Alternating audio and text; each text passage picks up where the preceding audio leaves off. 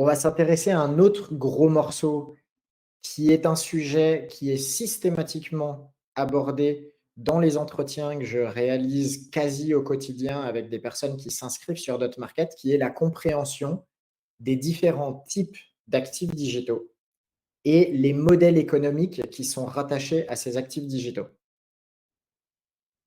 Les types d'actifs digitaux, c'est ce qu'on appelle, c'est le type finalement de site internet que vous allez potentiellement pouvoir reprendre. Alors, je dis site internet, mais on va le voir, il y a d'autres types d'actifs en l'occurrence, mais ceux que vous allez le plus retrouver sur Dotmarket vont être des sites e-commerce. Et là-dedans, on a différents modes économiques ou logistiques. On verra un petit peu les différenciations avec le dropshipping, les marketplaces, etc.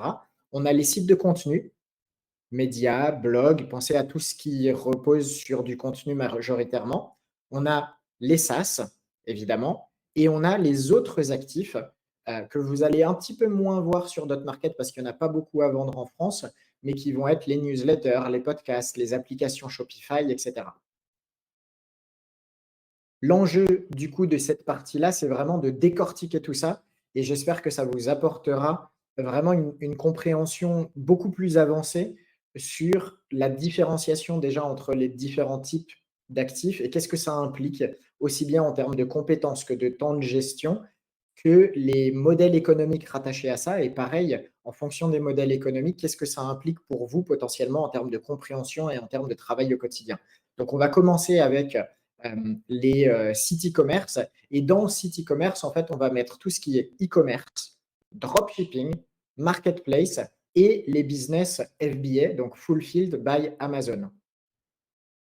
Je vous ai mis des captures d'écran de sites. Je pense que tout le monde est plutôt à l'aise avec la notion de site e-commerce, donc on ne va pas trop élaborer là-dessus. Mais globalement, quelles sont les différences entre un site e-commerce, un dropshipping, une marketplace et un Amazon FBA? Très majoritairement, ce sont des différences logistiques. C'est-à-dire que c'est l'organisation même du business qui va varier. Et ce qui est important à avoir en tête, c'est que c'est justement cette différence de logistique qui va impacter potentiellement déjà le temps de gestion qui va être nécessaire pour vous pour gérer le business et du coup, par conséquent, les compétences potentielles dont vous allez avoir besoin pour le gérer et en bout de course, le prix de revente de ce business, puisqu'on va voir qu'il y a des différences en fonction des modèles économiques et des types d'actifs sur le prix de vente final. Les deux que j'ai mis en vert, c'est ceux qu'on va retrouver le plus sur Dotmarket, mais je vous ai aussi mis du coup Marketplace et Amazon FBA. Donc Amazon FBA, très brièvement, c'est quand vous faites la vente de vos produits quasi exclusivement via le site Amazon. On peut le faire via d'autres marketplaces, mais globalement, vous envoyez vos produits et c'est la marketplace, Amazon ou autre, qui gère le stockage de vos produits et qui gère les envois. Donc, c'est un système de logistique qui est complètement décentralisé pour vous. Les marketplaces, donc pour celles et ceux qui sont moins familiers avec ce terme, ça revient à mettre en relation des acheteurs et des vendeurs via le biais de votre site internet qui agit comme une marketplace. Amazon est une marketplace notamment, et vous prenez un pourcentage, je le simplifie, sur chaque vente qui est réalisée via votre marketplace. On a très peu de ce type de business aujourd'hui à vendre sur Dotmarket. Ça évoluera peut-être avec le temps, mais aujourd'hui, vous allez plutôt retrouver des sites e-commerce et des sites de dropshipping. Donc, quelle est la grande distinction entre les deux? En site e-commerce, vous allez gérer vos stocks. En site de dropshipping, vous n'allez pas avoir de stock à gérer. Ça, c'est la version la plus simpliste possible de la différenciation entre ces deux modes logistiques. En France, le dropshipping a très mauvaise presse. Pourquoi? La faute à toutes les formations que vous avez très probablement dû voir passer sur YouTube ou dans votre feed de réseaux sociaux qui mettent en avant le fait d'acheter des produits winners, c'est-à-dire des produits tendance qui cartonnent pendant une très courte période de temps, de les acheter très peu cher sur une plateforme comme Alibaba, de les revendre avec une marge grâce à de la publicité sur Facebook notamment ou sur Meta maintenant. Et souvent, on ne va pas vous parler de toutes les problématiques de logistique, de paiement des droits de douane, de paiement de la TVA, de peut-être même de déclaration de vos revenus, de qualité du produit, etc. Donc le dropshipping a mauvaise presse parce qu'on l'associe souvent à ces méthodologies-là. Mais ce qu'il faut savoir, c'est que le dropshipping, c'est avant tout un mode logistique qui repose sur le fait de ne pas gérer vos stocks et de passer des commandes en flux tendu entre votre site internet et le site du fournisseur. Donc, si vous sourcez vos produits, c'est-à-dire que si vous travaillez avec des fabricants, des fournisseurs qui vous envoient leurs produits en les fabriquant en France ou en Europe ou ailleurs dans le monde d'ailleurs, mais en tout cas des produits de qualité, vous êtes sur un mode logistique qui peut être extrêmement intéressant, surtout si vous avez peu d'espace pour stocker les produits et un petit peu moins de temps pour gérer toute la partie logistique. Les avantages du dropshipping, du coup, c'est qu'évidemment, vous n'avez pas de stock à gérer et vous n'avez pas d'avance de trésorerie à faire. Puisque par rapport au e-commerce, vous avez absolument besoin d'avancer les fonds pour avoir les produits disponibles chez vous et pour les stocker. Les inconvénients de ça, évidemment, c'est que potentiellement, vous allez avoir des délais de livraison un petit peu plus longs. Vous pouvez très difficilement faire des économies d'échelle, sauf si vous négociez directement des partenariats et des prix d'achat. Et vous avez, surtout si vous travaillez avec des fournisseurs qui sont loin de chez vous, moins de regard, voire pas de regard sur la qualité des produits. Les solutions pour essayer de répondre à ces problématiques, ça va être de un, je vous l'ai dit, sourcer vos produits en France ou en Europe. Deux, avoir un agent de confiance ou travailler avec des partenaires de confiance qui vont vous permettre peut-être d'accéder aux produits, de soumettre des suggestions pour optimiser tout ça, la qualité, etc. En e-commerce, les gros avantages, évidemment, c'est que vous allez avoir une maîtrise des délais de livraison, hors, heu, hors, problématiques liées à la poste. Mais en tout cas, déjà, c'est vous qui envoyez les produits, donc vous savez quand vous les envoyez, à défaut de savoir quand est-ce qu'ils vont être reçus. Vous avez la possibilité de faire des économies d'échelle puisque vous maîtrisez le nombre de produits que vous écoulez et que vous allez pouvoir acheter. Mais les inconvénients, évidemment, c'est que ça va vous demander beaucoup plus de temps, ça va vous demander de l'espace pour stocker et vous allez avoir besoin de ce fonds de roulement pour acheter vos produits. Les solutions à terme, parce qu'il y a quand même toujours des solutions, ça peut être de sous-traiter tout cela à une plateforme de gestion, mais pour ça, il va falloir atteindre une taille critique minimale qui va vous permettre de pouvoir amortir le coût de la sous-traitance. En dropshipping et en e-commerce, les compétences requises clés vont être liées à la connaissance du CMS, donc du back-office, de l'outil qui est utilisé pour gérer le site internet. Évidemment, vous allez devoir très rapidement pouvoir maîtriser ce CMS et vous aurez forcément besoin de bases à minima en SEO, donc en référencement organique, de bases en logistique. Il va quand même falloir gérer la partie fournisseur, la partie emballage, la partie envoi et de service client. Dans les deux cas, vous aurez des clients en bout de course qui peuvent exprimer du contentement ou du mécontentement et avec lesquels il va falloir communiquer. Pour développer un site e-commerce ou un site de dropshipping, là par contre, vous allez avoir besoin d'un tout un éventail de compétences qui peuvent être acquises au fil du temps ou qui peuvent être sous-traitées. On n'a jamais besoin de tout maîtriser sur un site internet. D'ailleurs, vous feriez mieux de vous focaliser sur quelques compétences clés et ensuite, si le business prend, de travailler avec des personnes très spécialistes que d'essayer d'avoir toutes les compétences. On ne fait jamais tout parfaitement. Mais au début, ça vaut le coup à minima de maîtriser, de savoir en tout cas ce qu'on va pouvoir sous-traiter. Donc, pour développer un site internet dans ces secteurs-là, vous allez avoir besoin de compétences telles que du SEO un petit peu plus avancé, évidemment, probablement de compétences techniques pour optimiser le site, probablement de pouvoir expérimenter du marketing d'influence, des réseaux sociaux, de la publicité, que ce soit sur Google Ads, Google Shopping, Meta ou d'autres réseaux d'affiliation. Pourquoi pas apprendre à vendre vos produits en B2B, en offline, via des partenariats, via des marketplaces. Donc, il y a vraiment plein de choses à faire.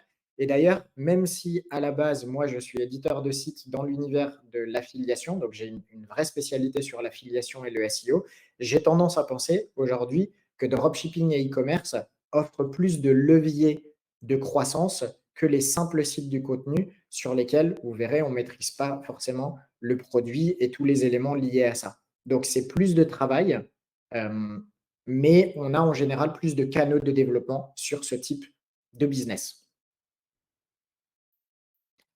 Les sites de contenu, justement, on va en parler. Dans les sites de contenu, on a on a plein de diversité, en fait. Je vous ai mis là plusieurs captures d'écran. En haut à gauche, on a un site qui fait de la génération de leads, donc de contacts qualifiés. En bas à gauche, on a un site qui fait du comparatif de VPN. C'est un site qui s'est vendu 150 millions de dollars il y a 2 ans. J'en parle dans une newsletter ici ou là. Si vous tapez VPN Mentor, revente, vous verrez, il y a plein d'articles sur le sujet qui sont fascinants. Tout en haut à droite, on a un site de comparatif de Matelas. Et tout en bas à droite, on a un site de contenu, un blog qui donne des conseils sur comment faire pousser notamment ces tomates et qui vend de la formation. Et pourquoi je vous montre toute cette diversité? Parce qu'en fait, le site de contenu en lui-même, c'est assez simple. C'est un site sur lequel il y a des articles qui sont publiés avec en général un enjeu clé qui est de faire référencer ces articles sur Google, majoritairement, sur les moteurs de recherche de manière plus générale. Mais sur ce site de contenu, la question qui est souvent posée et qui est peut-être la vôtre, c'est comment est-ce qu'on génère des revenus? C'est là qu'on parle de modèle, de mode de monétisation, pardon. Il y a plein de modes de monétisation possibles. Je vous en ai mis quelques-uns. En vert, j'ai mis ceux que vous allez retrouver le plus souvent sur Dotmarket. En blanc, des business auxquels vous serez peut-être confrontés dans vos futures recherches. On a l'affiliation, évidemment. Moi, je viens de ce secteur, par exemple. L'affiliation, c'est le fait de renvoyer des personnes qui visitent votre site vers un site tiers et d'être rémunéré en prenant un pourcentage sur l'argent qui va être dépensé sur le site tiers par vos visiteurs. Donc, le site tiers sait que c'est vous qui les renvoyez grâce à un système de suivi, de tracking, et va pouvoir vous rétribuer pour chaque vente que vous avez générée. Comment on démarre en affiliation? Il y a plein de plateformes qui permettent en fait de trouver des annonceurs qui ont mis en place des programmes d'affiliation avec des modèles de rémunération assez divers et variés. Vous allez voir, il y en a qui vont vous payer à chaque fois que vous renvoyez une visite au clic, d'autres qui vont vous payer avec un montant fixe sur les ventes, d'autres avec un pourcentage sur les ventes, un pourcentage qui peut être récurrent potentiellement. Il y a plein de variations possibles là-dessus. N'hésitez pas à me contacter si vous avez des questions là-dessus, c'est évidemment un sujet qui me passionne. Et sinon, faites vos recherches et on mettra à votre disposition aussi des ressources, notamment sur la partie blog de Dotmarket. Le display. Alors là, on va plutôt s'intéresser à des sites qui vont avoir un volume de visites un peu plus gros nécessairement que l'affiliation, en général en tout cas.